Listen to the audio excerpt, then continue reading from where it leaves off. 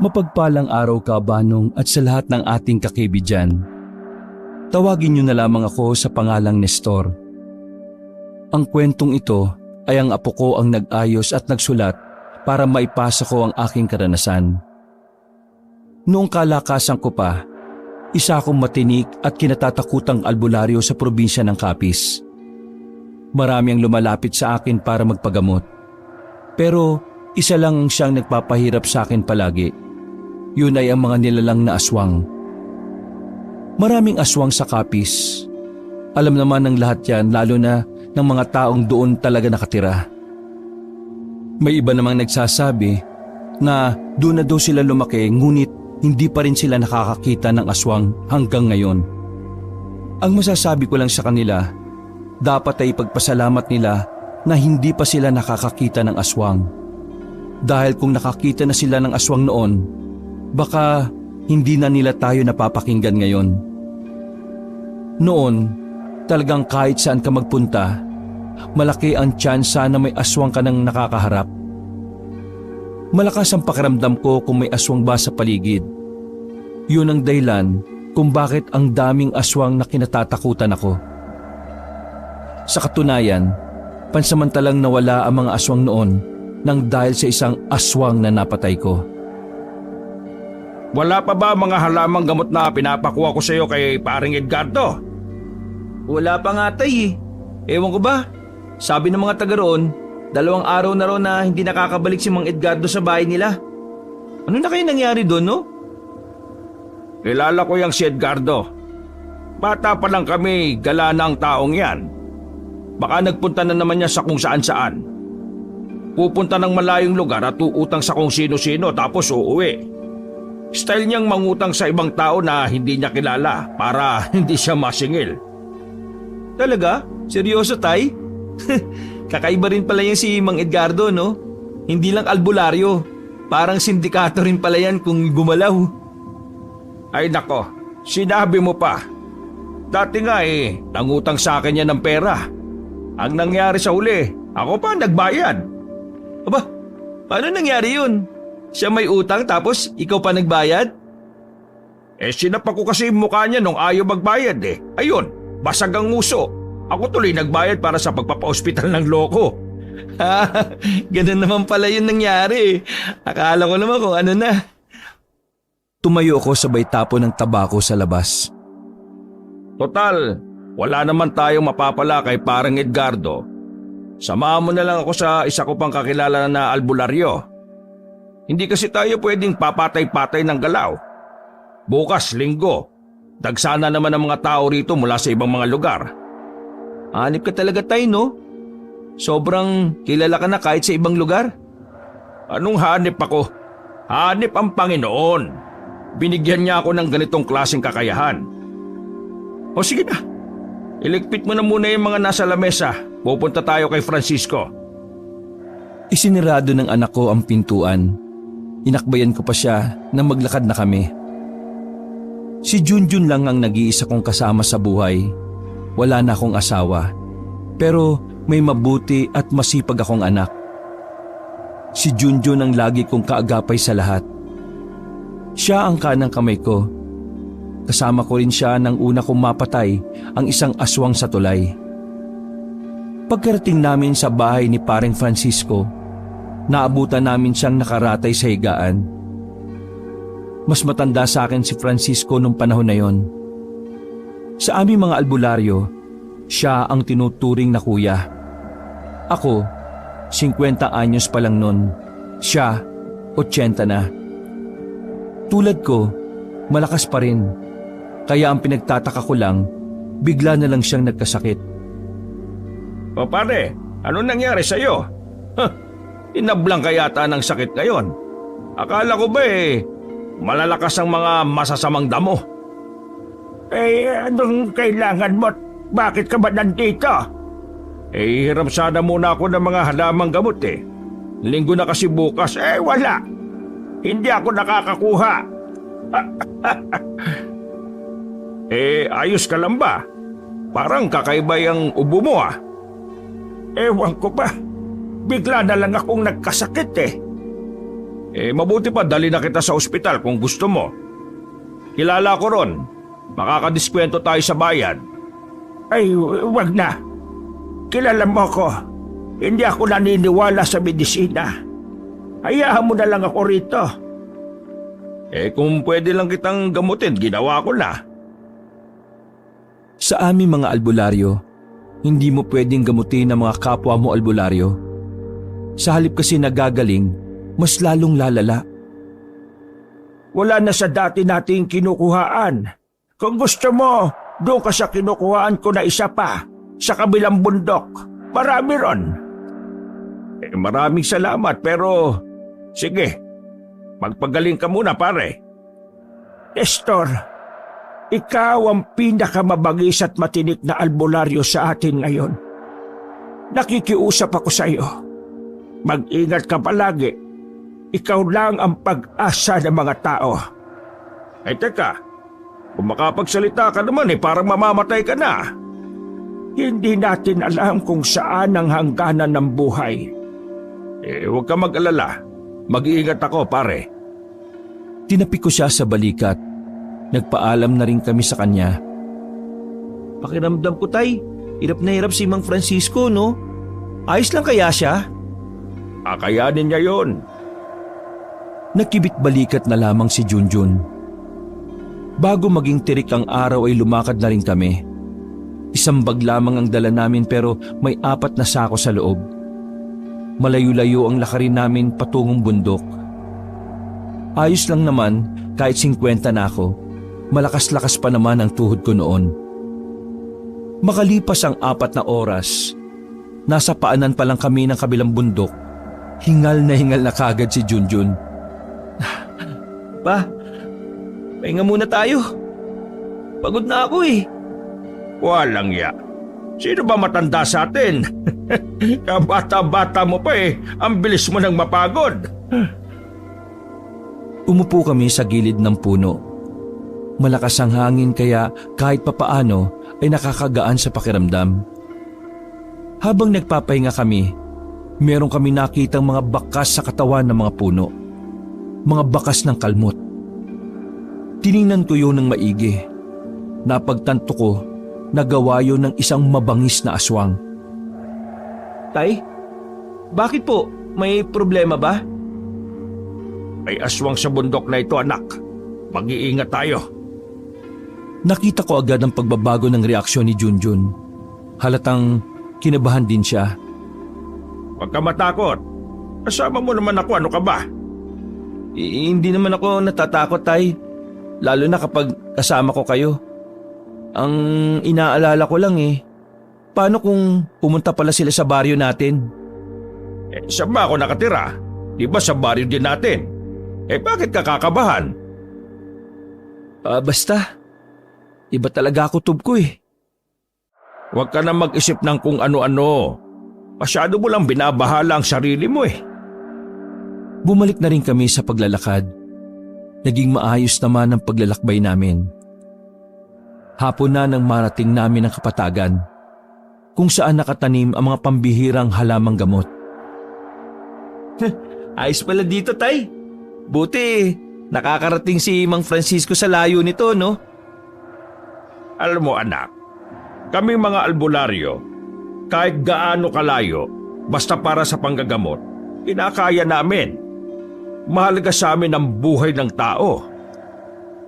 Sandali kaming napatigil ng anak ko nang maramdaman kong may paparating. Nilapit ko si Junjun sa akin.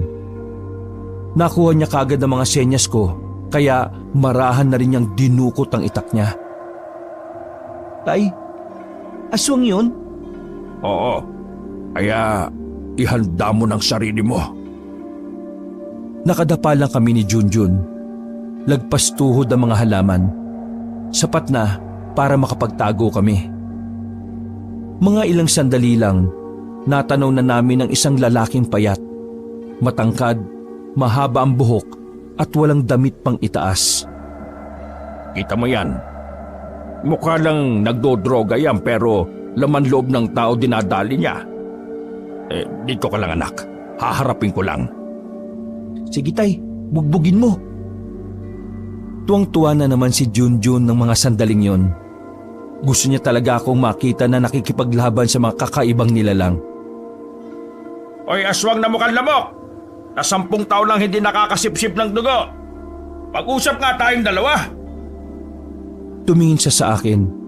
Pulang-pula ang mga mata niya at naglalaway. Hindi siya nagsasalita.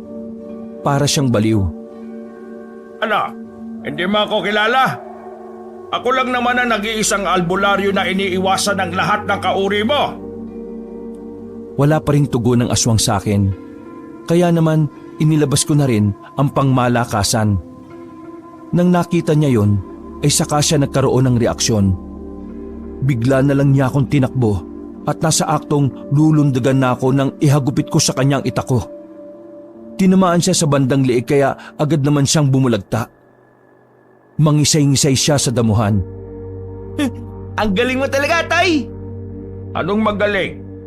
Kailangan na nating umalis dito. Kahit magaling ako, hindi ko sila kakayanin kung sabay-sabay silang aatake. Kaya tara na! Wala kaming sinayang na oras ng anak ko. Dali-dali kaming umalis sa kabundukan na yon. 7:00 na ng gabi na makauwi kami sa bahay. Pagkalapag ko pa lang ng halamang gamot sa lamesa, isang balita na kagad ang natanggap namin mula sa kapitbahay. Mag Nestor! Si Mang Francisco po! Sa hindi ko malamang dahilan, bigla na lamang akong kinabahan, Kabanong. Huminga ako ng malalim at saka nagmadaling tinungo ang bahay ni Paring Francisco. Naroon ang ibang kapitbahay. Lahat ng mukha nila ay may bakas ng awa. Padaan! Sandali! Nakita ko ang kapwa ko albularyo na nakahiga pa rin sa papag. Dilat ang mga mata. Pero nang hawakan ko ang palapulsuhan, ay wala na itong pulso. Tay, ano po? Wala na. Wala na si Paring Francisco. May lumabas na itim na insekto sa bibig ni Francisco. Lumipad yon palabas ng bintana. Sa bagay pa lang na yon, alam ko nang hindi pangkaraniwan ang pagkamatay niya. May nangyari na hindi ko alam. Aling Maribet, total kayo ang nakakakilala sa mga anak niya. Makikisuyo lang sa kanila para ipaalam ang nangyari sa tatay nila. Tumango sa akin si Aling Maribet. Lumabas na rin kami ni Junjun doon. Malalim na paghinga na lamang ang nagawa ko. Siguradong maraming tao ang malulungkot sa pagkawala ni Francisco. Bukod kasi sa akin, kilala rin siya sa baryo. Tay, iisa ba tayo nang iniisip? Hindi siya namatay sa sakit. Pinatay siya ng aswang. Sinasabi ko na nga be. Mga aswang lang naman ang nakikita kong gumawa nito. Gumaganti na sila sa pagpatay ko sa kasamahan nila noon. Anong balak niya, Tay? Ano pa ba? Di hahanapin ko silang lahat. Sumilay ang nakakalokong ngiti sa akin. Pero binawi ko rin kaagad kasi naalala ko, patay nga pala si Paring Francisco. Buwi na muna tayo sa bahay. Magpahinga muna. Bukas na bukas, aalis tayo. Pupuntahan ko si Edgardo. Baka nakauwi na. Kailangan niyang malaman ang nangyari kay Francisco. Kinabukasan, hindi nga ako nagkamali ng hinala. Mabilis na kumalat sa buong baryo ang nangyari kay Paring Francisco. Pero buti na lang, wala pa ni isa sa kanila ang naghihinala na aswang ang dumali kay pare. Hindi muna nila pwedeng malaman kung sino ang pumatay kay Francisco. Kailangan maging kampante ang mga aswang na walang alam ang lahat. Naglakad na kami ng anak kong si Junjun patungo sa bahay ni Edgardo. Habang palapit kami ng palapit, kinakabahan ako. May mga nakakasulubong kasi kaming tao na parang nababahala. Binilisan namin ang lakad namin. Pagdating namin doon, naabutan namin ang mga tao sa tapat ng bakuran. Ganon na ganon ang eksena sa bakuran ni Francisco. Hindi ko tuloy maiwasan noon na mabahala. Pero mas lalo kong nababahala nang marinig ko na isa sa mga tsismosa, may lumabas daw na itim na insekto na lumipad mula sa bibig ni Edgardo. Tabi! Tumibig kayo! Hinawi ko sila at pumasok ako sa bahay. Wala na rin pulso si Edgardo. Napalunok na lamang ako ng laway sa sunod-sunod na pagkamatay ng mga kumpare kong albularyo. Sigurado na ako noon na mga aswang ang tumoda sa kanila. Lintik na mga aswang yan Iniisa-isa ang mga albularyo Ilang sandali lang ay nagdatingan na rin ang mga kamag-anak ni Edgardo. Napatabi na lang kami sa gilid. Iyakan sila ng iyakan. Habang nangyayari yon, isang kahina-hinalang lalaki ang nakita at napansin ko sa labas ng bakuran. Nakipagsiksikan ako sa mga tao at hinanap ko ang lalaki. Nakita ko siya na naglalakad na palayo. Hindi ko na siya hinabol pa. Alam ko naman na isa siyang aswang. Hindi naman ako natakot. Sa katunayan, mas nasasabik pa ako. Dahil sa wakas, maghahanap na naman ako ng mga aswang na papatayin. Tay, bakit? Aswang ang isang yon. Bakit hindi natin nabulin? Hayaan mo. Wala rin naman siyang balak lumaban Nagmamadali kaming umuwi sa bahay. Nilabas ko ang mga gamit ko mula pa sa baul. Matagal ko nang hindi nagagamit ang mga yon. Napapangiti na lang ako.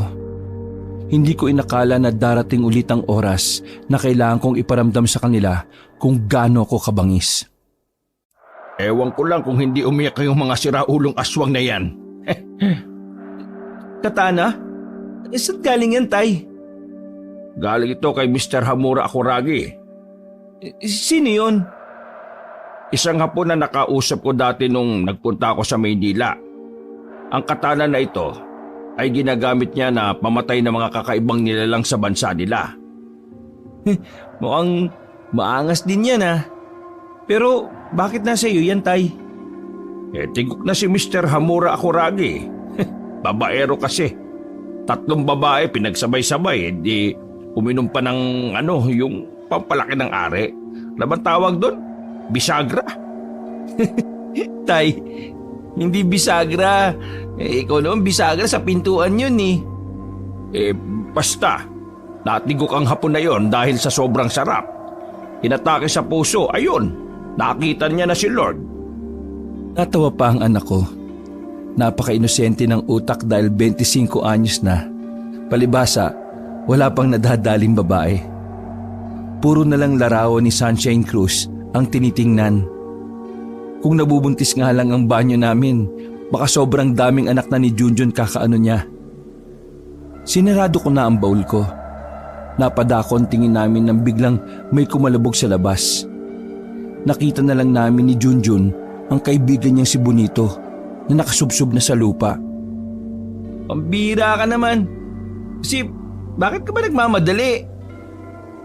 Kahit kailan talaga, ari ng sablay ito Diyos ko talaga tong batang to. Nagmamadaling bumangon si Bonito.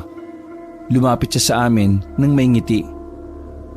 Mang Nestor, Junjun, may nakwentong nani ko tungkol sa aswang. Di po ba, maghahanap kayo ng aswang mamayang gabi? Tumingin ako ng masama kay Junjun. Pasensya ka na, Tay. Nadulas ang dila ko Nasabi ko tuloy kay Bonito. Ay nako, wala na akong magagawa. Basta Bonito, huwag ka lang munang maingay at baka mataranta mga tao Ay, siya nga pala. Ano pala yung kwento na sinasabi mo? Sabi ni Mama, parang may katrabaho daw siyang aswang Tuwing uwian daw kasi nila sa gabi, bigla-bigla na lang daw nawawala. Tapos, parang amoy malansa. Yun lang. Tapos, pinaginalaan ka agad na aswang? Hindi pa tapos no. Teka muna, kukwento pa ako Yung isang kasama nila Mama, buntis. Tingin daw ng tingin yung babaeng pinaginalaan nilang aswang. Tapos, sumasakit palagi yung tiyan ng buntis. Palagay ko, aswang talaga yun Bonito, kapag yung sinasabi mo ay walang katotohanan, ikaw ang totodasin ko. Paano kapag totoo? Ikaw po tutudasin ko. Ba't sira ulo ka, tatay ko yan, oh. Maniwala na kasi kayo. Hindi naman ako nagsisinungaling eh. Tsaka si nanay, hindi yung chismosa. Bira lang mag-uwi ng chismis yun sa bahay. Pero lahat totoo. Nagkatinginan kami ni Junjun. Matagal ko na rin namang kilala si Bonito. Bata pa lang si Junjun magkaibigan na silang dalawa. O sige, susubukan natin yung sinasabi mo. Kasama ako? Hindi, patulog ka sa inyo. Sasama ako. Hindi niyo naman alam kung saan yung trabaho ng nanay ko eh. Oo nga, tay. May punto naman doon si Bonito. O sige, sumama ka. Basta ayaw ko ng tatanga-tanga ha. Una kong tinataga yung mga tanga kaysa sa aswang. Ayos! Napapailing ako. Minsan, napapaisip na lang din kung bakit sa dami ng pwedeng maging kaibigan ni Junjun, kinaibigan niya si Bonito na hindi ko malaman kung matino o siraulo. Pagdating ng gabi, inanda na rin namin ni Junjun ang mga gamit namin. Yung katana ko ay isinokbit ko na rin sa likuran ko. Ibinigay ko naman sa anak ko ang pana. May palaso yun na ang dulo ay binabad sa bawang at asin. Oh, nasaan na yung kaibigan mo? Di ko alam dun. Ang sabi ko kanina, alas 7 dapat nandito na eh. Palis na kami nang makita namin paparating si Bonito. Ang daming nakakabit sa katawan niya na bawang. May daladala rin siyang itak. Hindi mo ba may tatago yung itak na yan? At saka, saan mo pinagkukuha yung bawang na yan? Baka mamaya paninda pa ng lola mo yan ha. Isasauli ko naman po kinabukasan, Mang Nestor eh. Isara ulo din pala itong taong to no? Tara na nga. Nauna na akong naglakad sa dalawa. Sumakay kami ng tricycle. Hindi naman kalayuan ang sinabi ni Bonito. Maya-maya lang, binaba na rin kami sa gilid ng kalsada. Madilim at matataas ang punong naroon. Ang bukod tanging may liwanag doon ay ang factory sa hindi kalayuan. Ayun na yung factory. Tara, lakarin na lang natin. Oo, teka. Alam mo ba kung ano yung mukha ng sinasabi mong pinaghihinalaan ng nanay mo na aswang? Napangiti ng pilit si Bonito sa akin. Huh? Diyos ko, pambihira. Sige, ako nang bahala. Mararamdaman ko naman kung sino yon. Dito na lang tayo maghintay. Dito rin naman dumadaan yung mga trabahador kapag labasan na nila Lapit na yun. Hindi nga nagtagal. Lumabas na ang mga nagtatrabaho sa factory. Kasama na roon ang nanay ni Bonito, kaya bigla na lang siyang nagtago sa likuran namin. Isa-isa kong pinagmasdan ng mga dumadaan na tao. Pero nakasakay na lang sila ng tricycle ay wala naman akong naramdaman na kakaiba. Dito, wala naman na. Nasaan? Wala rin yung kasamaan nila nanay na buntis Baka hindi pumasok. Hindi. Sabay silang umalis ni nanay kanina Hali kayo. Baka nasa lupa kasama yung babaeng aswang. Kahit naiirita na ako ay sumunod na lang ako. Umikot kami sa likod ng factory. At hindi nga nagkamali si Bonito. Nandun ang dalawang babae. Isang buntis, isang hindi. Pinakinggan namin ang pinag-uusapan nila. Sumama ka na lang sa akin. Sinasaktan ka naman pala ng asawa mo Kung sasama naman ako sa iyo, mas lalo siyang magagalit. Akong bahala. Aalagaan kita. Isusumbong natin siya sa mga pulis kapag sinaktan ka niya. Sumama ka na sa akin. Ligtas sa pupuntahan natin. Tapos, sabay pa tayong papasok at sabay tayong uuwi. Hindi na nakatiis ang kalooban ko nang marinig ang ginagawa ng aswang. Dinukot ko ang katana ko at sumampa sa mataas na bakod sa pamamagitan ni Junjun at Bonito. Nagulat ang dalawang babae nang lumitaw ako. Lalong-lalo na ang babaeng aswang na nagpapanggap lang na tao. Hoy, ikaw, buntis! Layuan mo yan! Nagtataka ang babaeng buntis. Hindi niya malaman kung ano ang sasabihin. Nang makasunod sa akin si Junjun at Bonito, hinila ang buntis palapit sa akin. Aswang ka! Ramdam na ramdam ko presensya mo! Walang ano-ano, bigla na lang siyang nagbago ng anyo. Tatakas pa sana siya nang bigla ko siyang habulin at tagain. Natamaan ko siya sa hita. Tumumba ang babaeng aswang. Nilapitan ko siya at tinutukan sa leeg.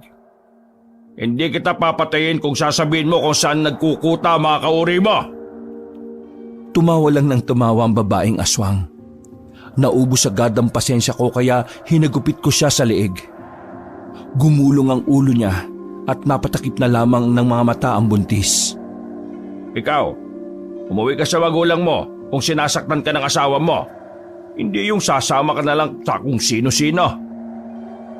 Takot na naglakad paalis ang babae. Agad din naman kaming sumampa sa pader dahil baka maabutan kami ng mga gwardya. Maalas, hindi kinanta kung nasan yung mga kasama niya. Paano po kakanta? Pinatay niyo kaagad eh. Ayoko nang tinatawanan ako eh. Isa pa, ramdam ko na wala siyang balak na ilaglag yung mga kasama niya. Huwag ko lang talaga silang makitang lahat dahil uubusin ko sila. Napadukot na lang ako ng tabako sabay sindi. Buhay ka na sa inyo, Bonito. Tapos napapil mo rito. Maghanap pa kami ng ibang aswang. Sasama pa. Huwag ka nang makulit. Uwi na! Tinutok ko sa kanya ang katana na hawak ko. Parang kulang na lang ay iihi siya sa salawal. Uy, Tay! Kalma! Hindi yan aswang, no? Sige na, umuwi ka na. Baka mapahama ka pa rito. Parang batang takot na naglakad paalis si Bonito. Kailangan ba talagang ganunin si Bonito, Tay? Kailangan. Para hindi na siya magpumilit. Kasi sa mga susunod na sandali, nagkaroon ako ng kutob na mas mapanganib ang mararanasan natin, Junjun. Kaya, handa ka na ba? Handang-handa na ako, Tay. Basta kasama kita. Tumango lang ako kay Junjun. Inakbayan ko siya at nilisan na namin ang factory na yon. Nakabalik kami sa baryo namin. Pero pinasok na namin ng anak ko ang kagubatan. Madilim ang nadadaanan namin. Wala kaming ginamit na pampaliwanag. Para kung sakaling may aswang, hindi agad nila nalaman na may tao. Dumaan kami sa ilog. Malakas ang agos kaya todo ingat kami ni Junjun. Nang makatawid na kami sa kabila, ay pinayuko ko siya kaagad. Naramdaman ko kasi na may ibang presensya ang naroon. Pagtingin namin sa kabilang banda ng ilog, may mga babaeng naliligo. Hindi sila tinatangay ng agos dahil sa mga nakaharang na bato. Nagtago kami kaagad sa gilid. Tay, ang sisexy. Manahimik ka. Yan ka na naman sa kamanyakan mo eh. Mga aswang yan. Ha? Ay, sayang.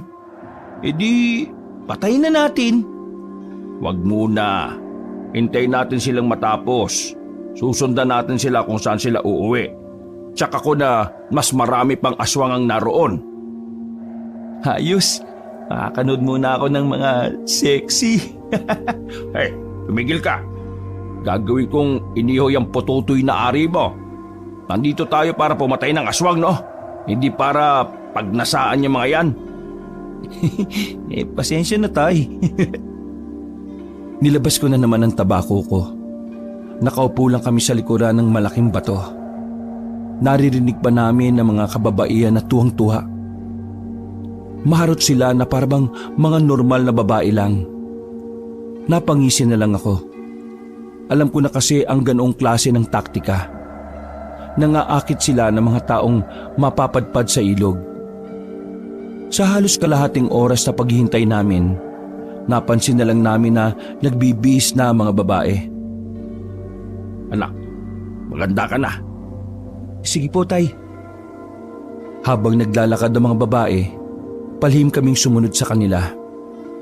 Bawat hakbang, sobrang iniingatan namin.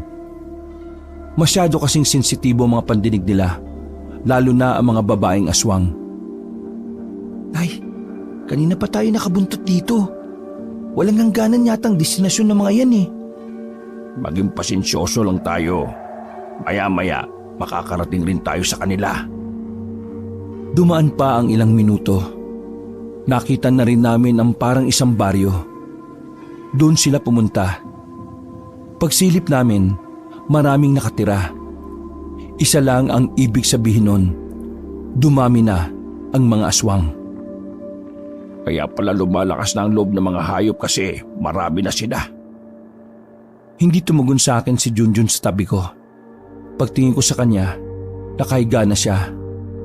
Naalarma ako kaya agad ko siyang inasikaso. Anak! Bigla na lang may mga naglabasang aswang mula sa dilim. Nasa 3 sila. Puro lalaki. Nakapako na lang sa liig ni Junjun na meron ng nakabaon doon na parang kasing laki ng pako. Anong ginawa niyo sa anak ko? Muli kong binunot ang katana sa likuran ko. Nagsimula na rin silang umangil na parabang mababangis na tigre. Wala akong pinatawad sa isa sa mga aswang na yon. Ako ang unang lumusob. Hindi ko na sila hinayaang makadampi sa akin. Wala pang 1 minuto ay napatay ko na kagad silang 3. Pagkatapos, binalikan ko si Junjun. Nanlalamig na ang palad niya. May laso ng tumarak sa liig niya. Kaya naman binuhat ko kagad siya. Nagawa ko siyang iuwi sa bahay pero dahil sa halos 1 oras at kalahati rin ang nasayang, nahuli na ang lahat. Natulala ko sa kanya habang nakahiga siya sa papag. Para lang siyang natutulog. Pero alam ko sa sarili ko na noong mga sandaling yun, wala na ang anak ko. Sobrang sakit ang pagkawala sa akin ni Junjun. Noong mga panahon na yon, sinisisi ko ang sarili ko. Kung hindi ko na lang sana isinama si Junjun sa bawat lakad ko, hindi niya yun sasapitin. Inabot ako ng umaga kakatitig lang sa kanya, Kabanong. May ilang mga tao na nga rin ang nakakakita dahil malawak ang pinto namin. Maya-maya lang, biglang dumating si Bonito. Halatang kagigising lang niya dahil sa laway na natuyo sa labi at sa masagana niyang muta. Junjun! Anong nangyari kay Junjun? Mang Nestor! Junjun!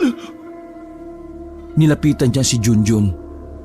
Napahagulgol ng iyak si Bonito nang malaman na ang kanyang matalik na kaibigan ay wala na. Tahimik lang ako sa gilid. Pero hindi ko may kakaila ang sakit na makikita rin sa mga mata ko. Mang Nestor! Bakit? Ano nangyari sa kanya? Ayos ba si Junjun nung pinauwi niyo ako? Inuga-uga niya pa si Junjun sa pagbabaka sakaling dumilat pa. Pero hindi na. Natigilan lang siya nang makita ang butas sa liig na pinagtanggalan ko ng parang pako. Mang Nestor, sabi mo nga sa akin, aswang ba ang dahilan kung bakit ganito sinapit ng kaibigan ko? Hindi na ako nagsalita at tinanguan ko na lang siya. Nakita ko ang nabuong galit kay Bonito dahil sa mga nakasarado niyang kamao. Huwag ka mag-alala, Junjun. Ipag-iiganti kita. Pangako yan. Lumabas si Bonito ng bahay na puno ng galit. Saka lamang ako napahagulgol ng mga sandaling yon. Anak, pawarin mo ako. Di kita naprotektahan. Patawad kong napakawalang kwenta kong ama. Kabanong, mula nang mawala sa akin si Junjun, nasira ang lahat ng plano ko sa buhay. Lalo na ang pagpuksa sa mga aswang. Nalulung ako sa alak. Walang araw na hindi ko nilunod ang sarili ko sa alak. Sa halos 1 buwan na wala ang anak ko, ang tanging kasama ko lang ay alak. Una, si paring Francisco. Pangalawa, si paring Edgardo. Sino ang susunod? Wala na. Wala na kasing nagmamahal sa akin eh. Dadamputin ko pa sana ang isang bote ng alak nang biglang may umagaw nun. Pagtingin ko ay si Bonito na naman pala. Ano ba problema mo? Agaw ka ng agaw ng alak. Wala ka bang pambili, ha? Tama na po yan. Makakasama po sa kalusugan nyo. At kailan ka pa naging doktor? Tao ka? Sino ka ba? Bakit ka nakikialam? Hindi po gusto ni Junjun na pinapabayaan niyo ang sarili niyo. Huwag ka nga magsalita ng parang parte ka ng pamilya namin. Ano naman kung laklak ako na rito ng laklak? Anak ba kita? Huwag mo nga akong pakialaman. Pwede ba? Huwag ka nga makasariling matanda ka. Napanganga ko noong marinig ko yun. Pakiramdam ko ay binastos niya ako kaya ako nagalit. Sinaulo ka pala eh. Anong karapatan mo? Hindi lang naman ikaw ang nawalan ah. Ako rin. Nawalan din ako ng isang kaibigan. Pero ako, lumalaban. Ikaw sumusuko. Napakamakasarili mo. Sa halip na gumawa ka ng paraan para mabigyan ng hustisya ang kamatayan ni Junjun, ganyan ka, naglalasing, nagpapaawa sa sarili. Huwag ka magsalita na parang pareho tayo ng nararamdaman. Kaibigan ka lang. Ako, ama. Mas masakit sa akin ang pagkawala niya. Hindi naman ito tungkol kung sino ang mas nahihirapan o nasasaktan eh. Tungkol ito sa kung paano natin ibabangon ang mga sarili natin para sa kanya. Tingin mo ba may mangyayari kung ganyan ka lang? Tingin mo matutuwa si Junjun kapag nalaman niya na ganyan ka?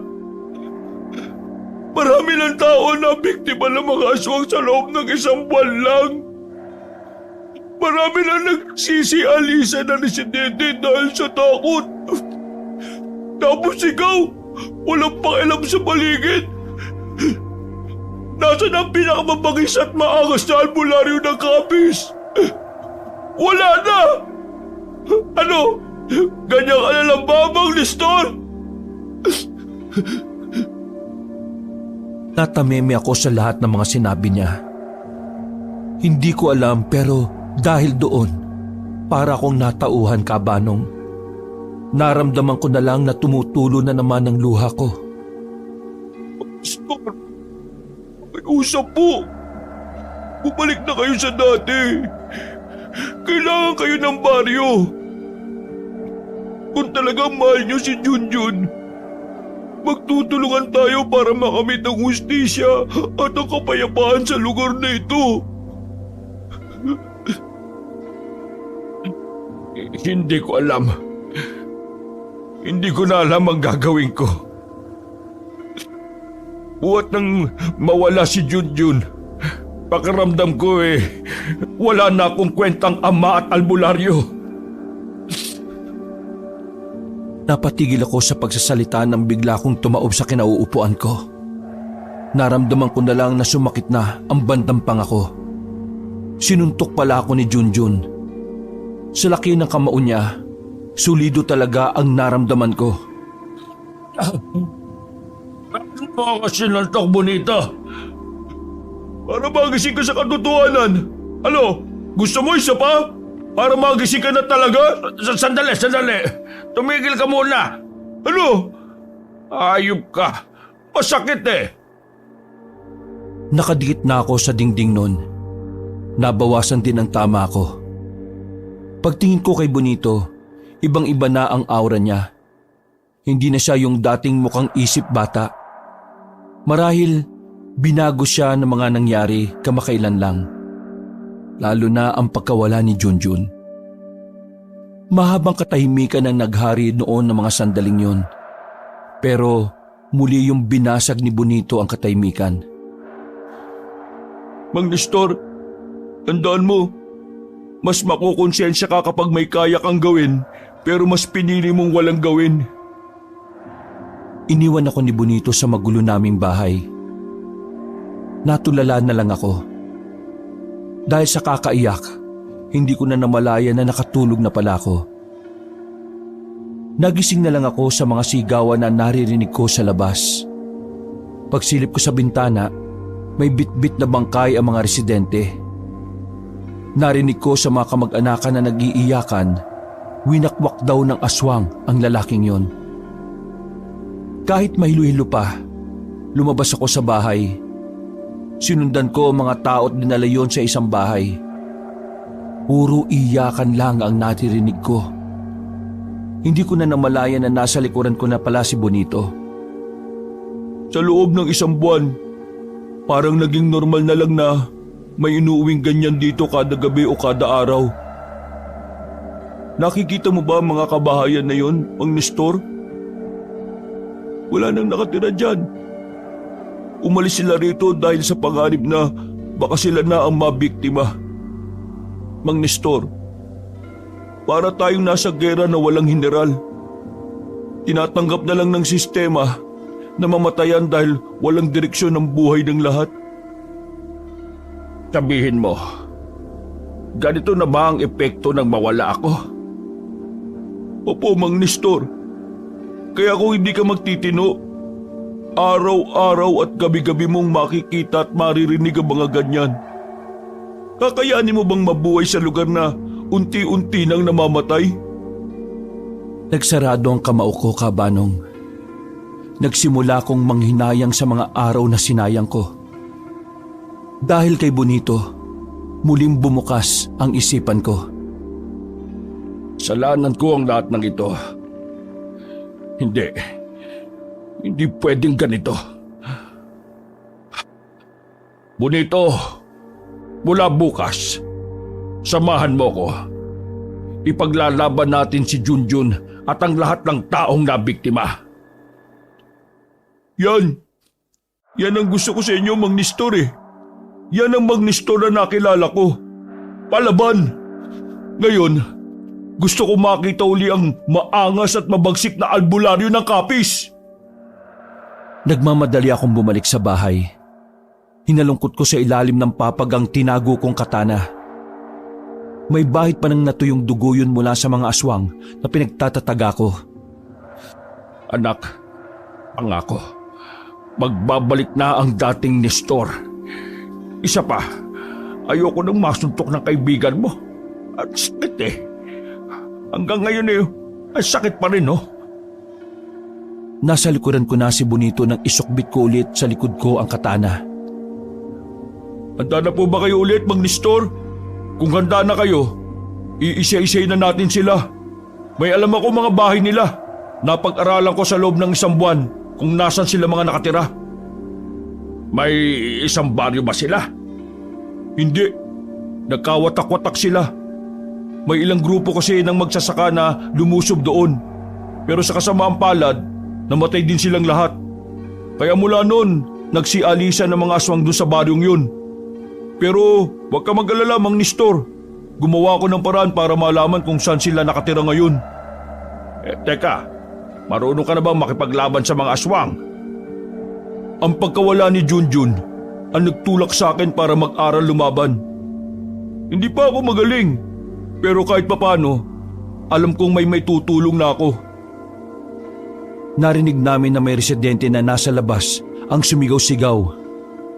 Base sa lalaking yon, may aswang daw sa terminal ng tricycle. Oh, Mang Nestor, mukhang ito na yung tawag ng katungkulan. Humanda sa akin ang mga kutong lupa na yon. Pinuntahan namin ni Bonito ang terminal. Wala nang katao-tao doon pero nararamdaman kong may aswang sa paligid. Ang aswang! Basta maliligayang araw ninyo!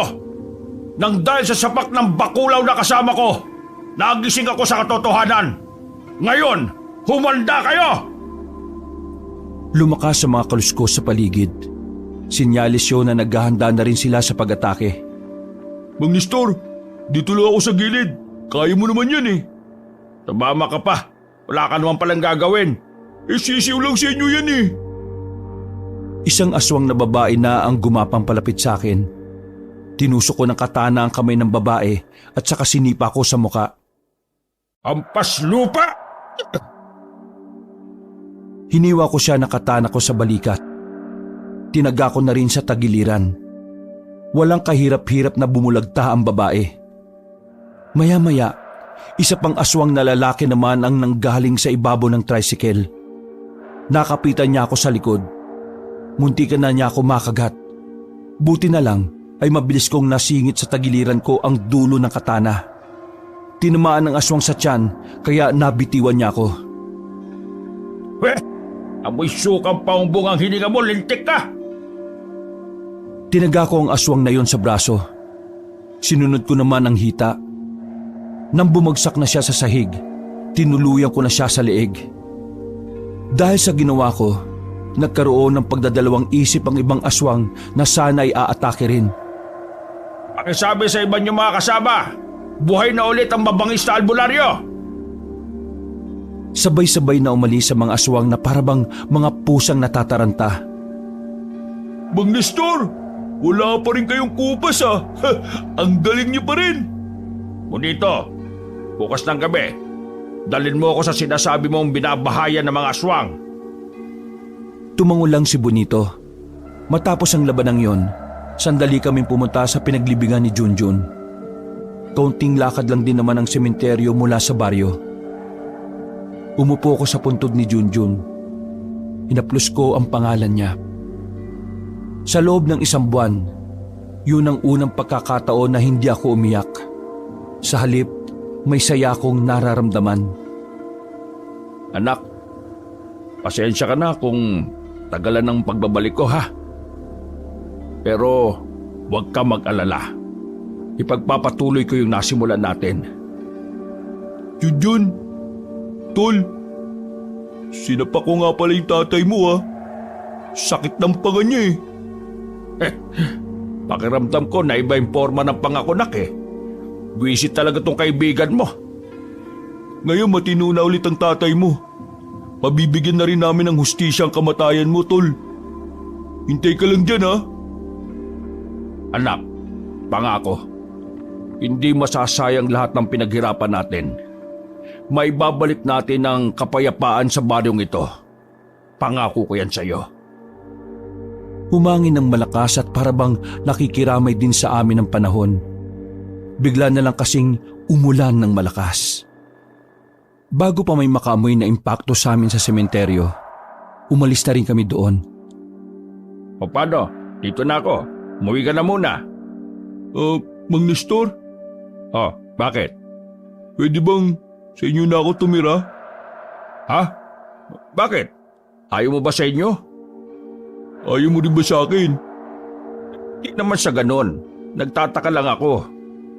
Bakit? May nangyari ba? Inalayas na ako sa amin nung nakaraan pa. Wala nang maging interesado ako sa mga aswang. Pinapili ako ni nanay at tatay eh. Pinili ko kung saan ako sasaya. At yun ay ang makamit ang hustisya para kay Junjun. Hindi mo naman kailangan talikuran ng pamilya mo, Bonito. Pero yun ang gusto nilang mangyari eh. Ang mawala ako sa pamilya namin. Matagal na nila ako pinapalis kasi wala daw akong silbi. Kaya heto, gusto ko na lang makatulong sa nakakarami. O edi tara, sa bahay ka na. Baka maiyak ka pa eh. Magmula ngayon, tayo na ang magkapamilya. Po? Talaga, Mang Nestor? Ayaw mo yata eh. Kahit na papaano ay naging magaan ang pakiramdam ko nung oras na yon. Pakiramdam ko, kasama ko pa rin ang anak ko. Sa mga nakalipas na araw, mas naging maganda ang pagsasama namin ni Bonito. Lalo na nang isa-isa na naming natutuntun ang bahay ng mga aswang. Marami-rami na rin akong napaslang na aswang. Wala akong pinapatawad. Wala akong pinipiling edad. Basta banta sa kalikasan ng mga tao, pinapaslang ko. Walang pagdadalawang isip. Hey Nestor, yun na yung isa sa mga bahay na naman ko dati. Pang-5 na yan. Malayo pa lang eh, ramdam ko na kagad ang presensya nila. O sige, alerto ka, Bonito. Tutudasin natin ang mga yan ng walang pahirap-hirap. Ano pa nga ba? Nauna akong tumayo at umalis sa pinagtataguan namin. Tamang masid muna si Bonito bago siya sumunod sa akin. Nang ilang metro na lang ang layo ko, sinenyasan ko na siya. Lumapit kami mismo sa harapan ng bahay. Ang iingay nila sa loob. Hindi nila kami naramdaman. Bonito, akin na ang gas at saka posporo. Pagkakuha ko nun, sinilaban ko ang tapat ng bintana. Wala pang 10 segundo, nagtakbuhan na sila palabas ng pinto. Kinagulat nila na naroon kami. Hindi nila alam kung ano ang uunahin. Kung bahay ba nilang nasusunog o kaming nasa harapan nila. Pasensya na. Naitapo ko kasi yung tabako ko sa bahay nyo eh. Sino kayo? Kailangan ko ba talaga magpakilala? Nagbago ang mga itsura nila. Mababangis na ang mga anyo nila. Naglalaway at nag-uuslian ng mga matatalim na ngipin. Mga labastangan, anong karapatan niyong sunugin ang pamamahay namin? Mga mabababang tao! Ay! Huwag kang ngang mainitin ang ulo. Kalmado kung... Mabilis na gumapang ang lalaki palapit sa amin. Kaso hindi siya umubra sa husay ko. Nanlaki na lang ang mga mata nila nang makitang nasubsob ang lalaking aswang. Tumatagas ang dugo sa leeg. O kayo, magpaalam na kayo sa kinikilala niyong Diyos. Gumalaw na rin kaming dalawa ni Bonito. Walang nagawa ang mga aswang kundi ang umilag lang ng umilag. Nakakapikon, hindi man lang lumalaban ang mga tukmol. Naglabas ng palaso si Bonito. Pinagtititiran niya ang mga aswang na gumagapang sa kung saan-saan. Naubos niya ang 6 na palaso pero isa lang ang tinamaan doon. Kaunting ensayo pa. Tatakas pa sana ng 3 aswang pero hindi ko sila pinayagang makalayo. Kahit na may edad na ako, mabilis ko pa rin nahabol ang isa sa mga aswang. Hinawakan ko siya sa damit at tinarak ang katana. Bonito, ngayon na! Dumukot si Bonito ng 3 kutsilyo na katamtaman lang ang laki. Isa-isa niyang pinukulang kutsilyo sa paalis ng mga aswang. Kahit na may kadiliman ay nagawa niyang patamaan ng 3 sa ulo. Diyak ka pala magaling eh, at hindi sa pagpapala. Tsamba lang. Buong akala namin ay naubos na namin ang mga aswang doon. Pero nagulat na lang ako nang biglang may lumundag sa likuran ko. Kinalmot ako ng lalaking aswang sa likuran. Mahaba ang pagkakakalmot pero hindi ko yun ininda. Hinarap ko siya at ilang sandali lang, nakabuka na ang dibdib niya dahil sa malaking hiwa. Lintik na aswang to ah! Nestor, masakit po ba? Ay hindi! Sobrang sarap ng kalmot eh! Sa sobrang sarap eh, gustong-gusto ko nang mapaungol eh! Siyempre masakit no! Mahapti! Dumudugo na nga eh! Tinanggal ni Bonito ang damit ko. Kinuha niya ang langis ng ranas. Katumbas yun ng alkohol, pero mas mahapdi at mas matapang. Mabisang panglinis ng sugat galing sa mga kalmot at kagat ng aswang. Kailangan kasing malinis kagad ng sugat lalo na kapag kalmot yun ng aswang. Malaki kasi ang tsansa na maimpeksyon dahil mas marumi ang kuko ng mga aswang. Aray! Isit ka naman! Dahan-dahan lang! Pinadapa niya ako sa lapag na nilatagan lang niya ng damit. Nililinis niya ang sugat ko na parabang ang dami-dami niyang alam sa panggagamot. Halos maihi-ihi ako sa sobrang hapdi nun. Parang namanhid ang buong likod ko. Pero kalaunan din naman ay nawala ng kaunti ang kirot. Tiklo pala kayo sa maabding sugat eh. Huwag kang maingay. Baka may makarinig na aswang dito. Kapag nalaman nilang may sugat na malala ang isang manunugis o albularyo, sasamantahin nila yon. Gusto mo bang mamatay ako? Depende. Ay, biro lang. Mabuti pa, tumayo ka na. Umuwi na muna tayo. Tinulungan niya ako makabangon. Napatingin na lang ako sa mga aswang na nakabulagta. Sayang. Kung nabubuhay sana si Junjun, siguradong tuwang-tuwa yun na makita itong mga nakahandusay na aswang. Dalawa sana kaming alalay mo. Inakay na ako ni Bonito. Nang makabalik na kami sa baryo, lahat ng madadaanan namin ay nagbibigay galang sa akin. Para na talaga akong artista noon na mas lalo pang sumikat. Mula kasi nang tugisin ko ang mga aswang, nanumbalik na rin ang moral ng mga residente. Hindi na sila gaanong natatakot sa tuwing lalabas sila ng bahay dahil alam nila na naroroon ako na poprotekta sa kanila. Hanggang sa makapasok na kami sa bahay ay may mga nagbabanggit pa rin ang pangalan ko. Tay Nestor, isang bahay na lang ang alam kong natitira na tinitira ng mga aswang. Sa palagay ko, kakaunti na lang din ng mga aswang na nandun eh. Huwag tayo magpakampante. Alam mo, yung mga nahuhuli, yun talaga yung nagdadala ng problema minsan sa laban eh. O sige na, bukas na lang natin isipin yun. Magpahinga na muna kayo, Tay Nestor. Kasi inaantok na rin ako eh. Ay sige na, mauna ka na. Hindi ako makakatulog nito sa hapdi ng sugat ko eh. Nauna nang makaidlip si Bonito. Ako naman ay nakatagilid lang at malalim ang iniisip. Naudot ang pagmumuni-muni ko nang biglang marinig ko ang tinig ni Junjun sa labas. Tinatawag niya ako. Nung una inakala kong nananaginip ako. Sinampal-sampal ko na muna ang mukha ko pero totoo pala ang naririnig ko. Marahan akong tumayo kahit na nahihirapan. Ay!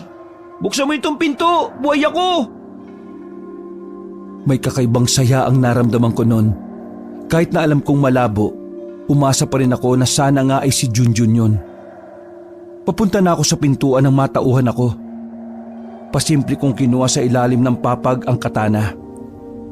Dinikit ko ang pisngi ko sa pintuan at nagsalita. Huwag mong gayahin ang boses ng anak ko. Tinarak ko ang katana sa pinto. Tumagos yun sa labas at nasaksak ko kung sino man ang naroon. Umagos ang dugo sa katawan ng katana. Hindi ko pa rin yun hinuhugot. Kung nanahimik ka lang sana di sana hindi ka namatay ngayon. Sumilip ako sa bintana. Nakita ko sa labas ang isang lalaki na nakadikit ang katawan sa pintuan namin. Hinayaan ko lang yung kahit naririnig ko ang paghihingalo niya. Bumalik ako sa higaan na parang wala lang nangyari. Hindi ko na namalayan na nakatulog na pala ako. Kinabukasan ng 6:00, nabulabog ako dahil sa malakas na sigaw ni Bonito. Nakabangon ako at sandali ko nakalimutan na may sugat ako sa likuran. Nantok ka. Ano ba't bakit ka nagsisigaw dyan? Ano tong nasa pinto? Nagtatanong ka pa. Nakita mo ng katana di ba? Pambihira naman. May pinatay ka na naman baka gabi nang wala akong kalamalam? Masarap na ang tulog mo eh. Kaya hindi na kita ginising. Yang napatay kong aswang na yan, may kakayahan siyang makapanggaya ng boses. Buti na lang hindi ako nauto. Bumuntong hininga na lang si Bonito. Pinagtulungan naming alisin ang bangkay ng aswang sa pintuan. Inilagay namin sa drum at sinunog yon. Bonito, bumili ka nga ng tsaa kay Aling Paring. Bili ka na rin ng pandesal kay Tatang Dorito. Umalis si Bonito at wala pa itong damit pang itaas. Naiwan ako nakatulala sa drum na nagliliyab. 10 minuto lang ay nakabalik na si Bonito. Dala na niya ang mga pinabili ko. Tay Nestor, may nakausap akong Ali. Kilala ka niya, hinahanap ka niya eh. Ale, anong sabi mo? Sabi ko wala ka. Naisip ko kasi na baka magpapagamot. Di ba wala ka sa wisyong manggamot ngayon? Typical na customer lang. Pero weirdo eh. Parang kilalang kilala ka niya. Ano bang itsura? Parang kasing tanda mo rin. Puti na rin konti yung buhok. Tapos ang sabi niya, matagal na raw kayong hindi nagkikita. Napaayos ako ng upo. Hindi ba aswang yan? Mukha namang hindi. Wala akong maamoy sa kanya bukod sa mapanghis eh. Tingin ko, kilala mo yun.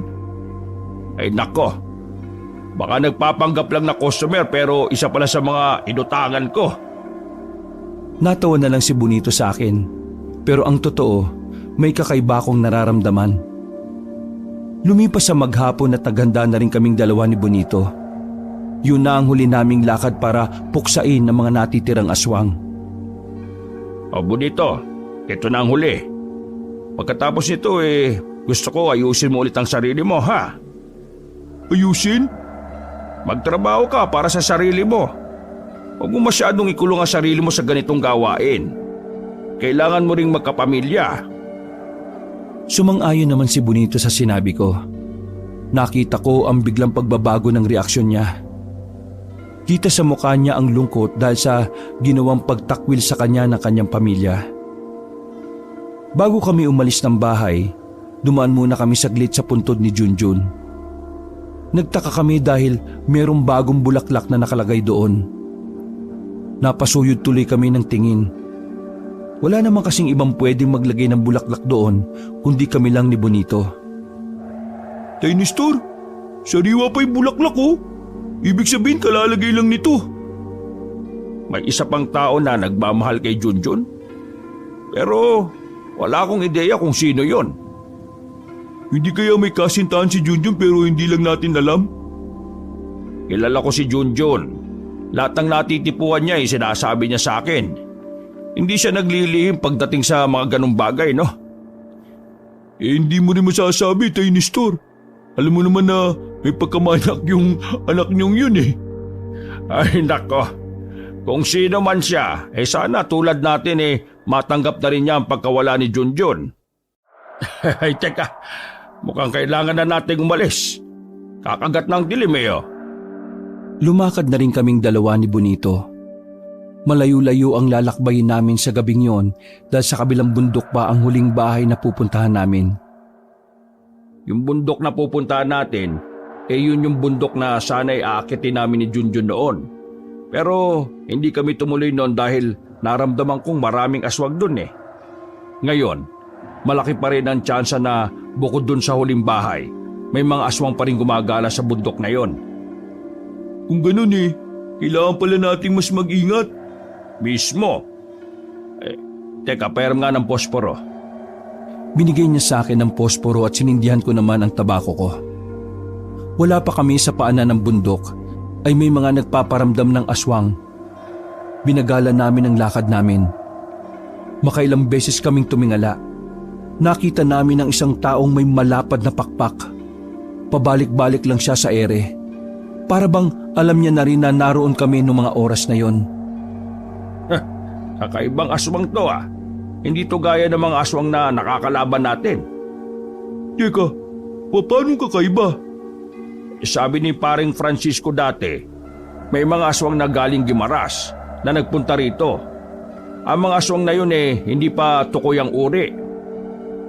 Yan, parang tik-tik lang naman yun Tik-tik nga, pero hindi natin alam kung ano pa yung isa niyang uri.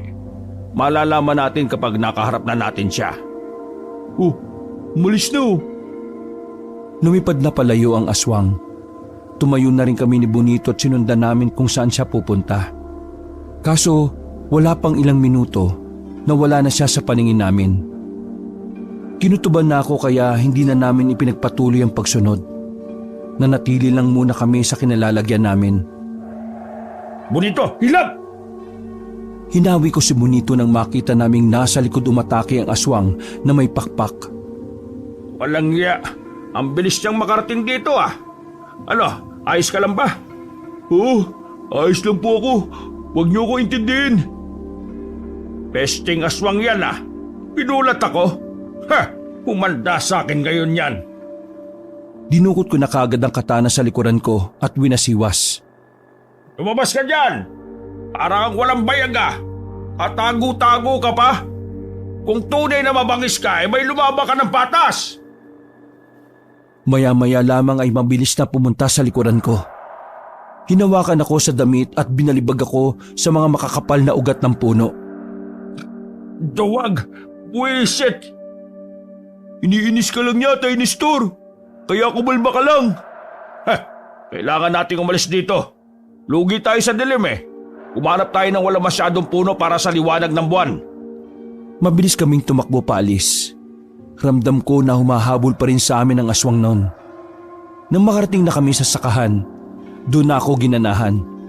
Dito! Tingnan natin kulit mo rito! Maigpit ang hawak ko sa katana. nakita na lang namin siyang palapit sa amin habang pumapagaspas ang pakpak.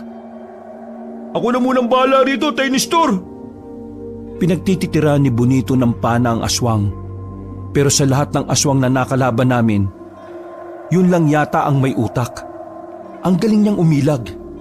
Hindi makatama si Bonito. Medyo malayo sa akin si Bonito dahil atras siya ng atras. Kaya na makalapit sa kanya ang aswang, hindi ko rin sila agad naabot. Nahiwa ng kuko ng aswang si Bonito sa dibdib.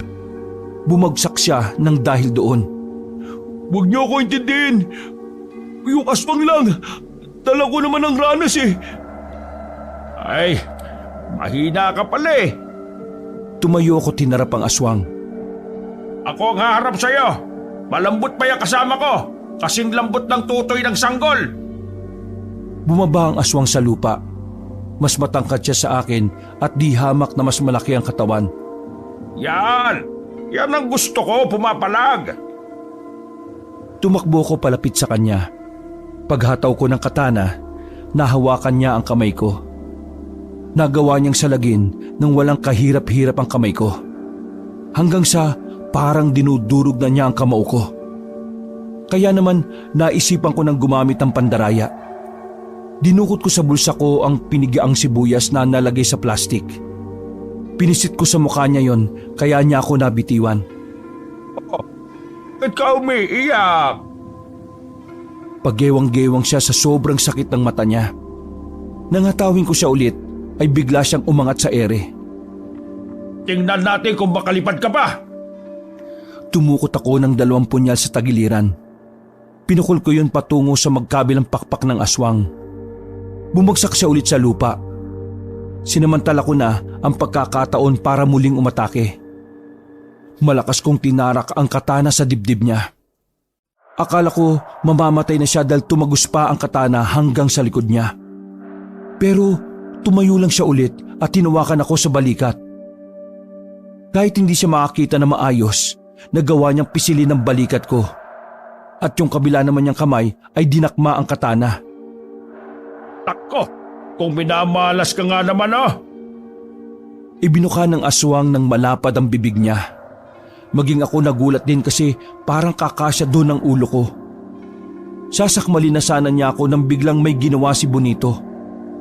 Biglang napatras na naman ang aswang.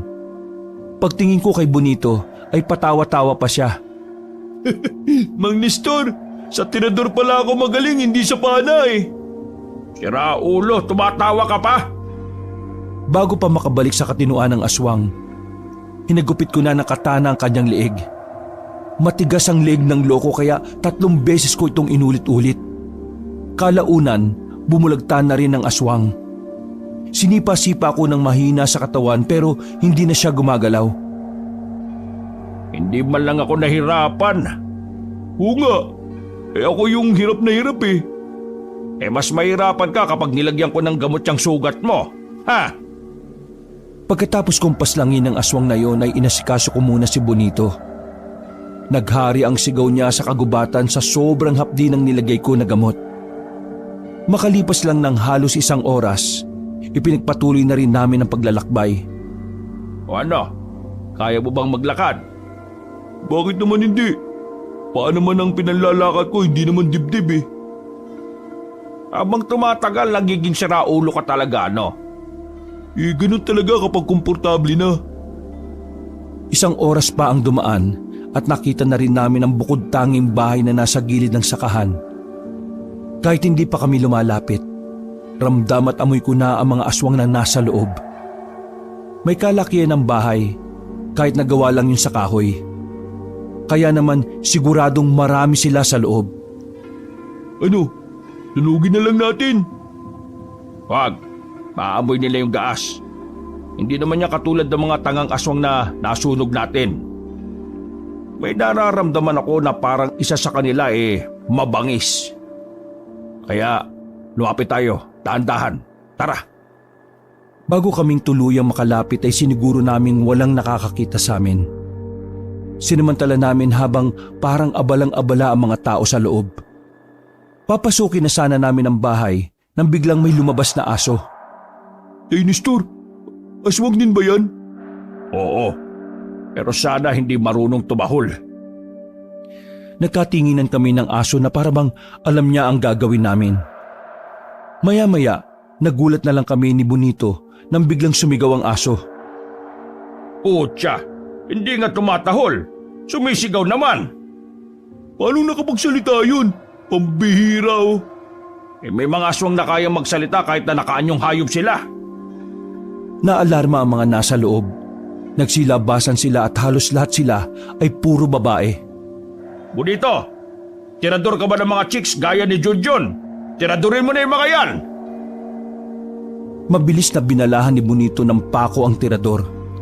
Isa-isa niyang tinirador ang mga babae na nagluluwaan ng mga dibdib. Bulagta kaagad ang iba. Ang iba naman ay nagsisilundagan papunta sa amin.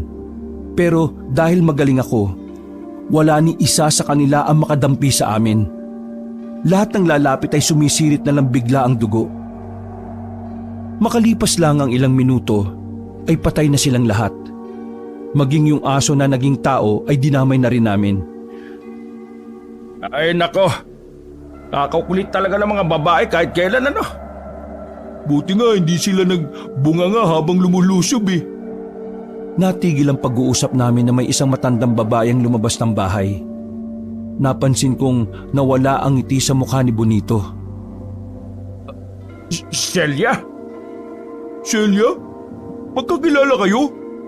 Anong ginagawa mo rito? Tay Nestor, yan yung matanda na naghahanap sa'yo eh. Siya ang asawa ko na matagal na kaming iniwan. Kumusta ka na, Nestor? Sabihin mo sa akin, bakit ka naging aswang? Dahil ito ang landas na gusto kong tahakin. Ang maging mataas kesa sa tao. Umalis ka't iniwan mo kami para sa ganyang buhay. Kailan mo ba huling ginamit ang utak mo? Nestor, ang maging tao ay isang pagiging alipin ng lipunan. Bakit hindi mo na lang ako samahan? Manahimik ka! Mga aswang ang dahilan kung bakit namatay si Junjun. Tapos gusto mong sumama ako sa'yo? Isa kang malaking tanga! Paano mo nagagawang sikmurahin na maging kagaya nila samantalang sila rin ang pumatay sa anak natin? Kapalaran ni Junjun nang mawala sa mundo. Ganon ang kapalaran ng mga tao. Ang maging mababa kesa sa mga aswang. Ikaw, Nestor, ang dahilan kung bakit siya nawala. Hindi ang mga aswang. Kaya masasabi kong tama lang na maaga siyang nawala. Kesa naman gamitin mo siya laban sa akin balang araw. Napakawalang hiya mo talaga, Celia.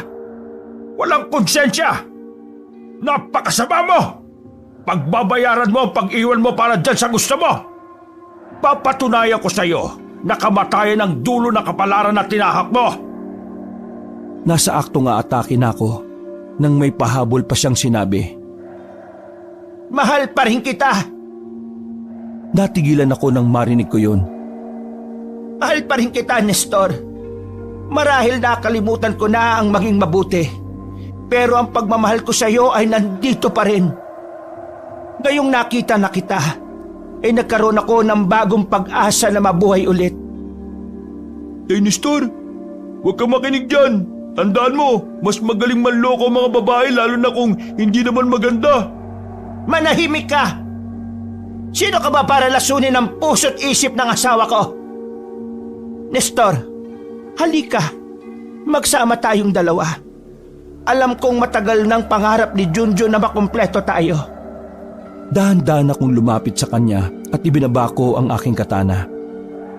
Uy, Tay Nestor! Gumising ka! Nililinla ka niya! Diyos ko naman oh! Ang dami nating inilaban tapos maiilab ka lang ulit sa kulubot na yan! Hindi ko pinakinggan si Bonito. Hinarap ko si Celia. Nakangiti siya, tinawakan pa ang pisngi ko. Patawad kong nasira ang pamilya natin. Pero muli tayong magsama. Bubuo tayo ulit ng pamilya. Manahimik ka! Menopause ka na, paano ka magkakaanak? Pamilya-pamilya ka pa dyan. Celia, alam mo ba yung salitang English na joke? Ha? Anong joke? Nagulat na lang siya sa ginawa ko. Tinara ko kagad ang katana sa kanya at tinaga siya sa liig. Tumumba siya kaagad habang sumusuka ng dugo. Traitor ka! Ramdam ko masamang balak mo kaya hindi mo ako maiisan, ano? Alam ko rin na mas malakas ka sa akin. Kaya kailangan kitang traidorin. Tay Nestor, ang galing mong umarte ah. Napasakay mo ako dun. Pwede ka maging artista. Ang role mo, tanga-tangahan. Celia, magpahinga ka na. Tapos na ang tadhana ng grupong binuo mo. Huminga ako ng malalim. Sinilaban na rin ni Bonito ang katawan ni Celia at sinunod naman ng iba. Tara na, Bonito. Ngayon, tayo na ang tunay na magkapamilya. Inakbayan ko si Bonito at nilisan na rin namin ang lugar na yon. Naubos namin ang mga aswang kaya muling nanumbalik ang kapayapaan sa buong Capiz. Wala na kaming nabalitaan na may aswang doon. Makalipas ang maraming taon ay sa Maynila na kami nanirahan ni Bonito. Dito na rin siya nagkapamilya. Nagkaanak siya ng 7 at isa sa mga anak niya ang tumulong sa akin para maisagawa ang mahabang liham na ito. Sa aking karanasan, Kabanong, masasabi kong hindi nga talaga permanente ang maraming bagay sa mundo. Lahat nawawala pagdating ng panahon. Pero ang mahalaga, kahit mawala man sila, nakatatak pa rin sila sa ating puso't isipan. Kaya hanggang ngayon, buhay na buhay pa rin sa alaala ko ang aking anak na si Junjun. Wakas. Mapagpalang araw, Kabanong.